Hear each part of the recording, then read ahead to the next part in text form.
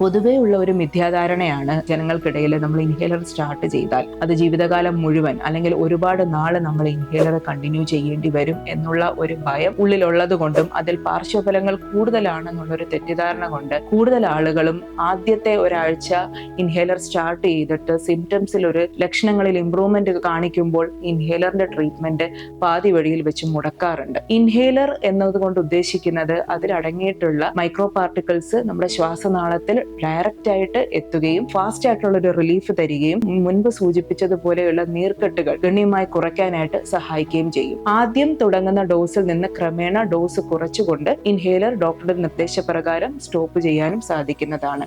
അതായത് ആസ്മ എന്നുള്ള രോഗാവസ്ഥ നമുക്ക് പൂർണ്ണമായിട്ടും ട്രീറ്റ് ചെയ്ത് സുഖപ്പെടുത്തുന്ന ഒരു കണ്ടീഷൻ അല്ലാതെ നമ്മുടെ ബോഡിയുടെ ഒരു ഹൈപ്പർ റെസ്പോൺസ് ആണ് മേൽപ്പറഞ്ഞ ആന്റിജൻസിനെതിരായിട്ട്. അതിനാൽ ആ അലർജൻ അവോയ്ഡ് ചെയ്യുക എന്നുള്ളതാണ് ആദ്യത്തെ ട്രീറ്റ്മെന്റ്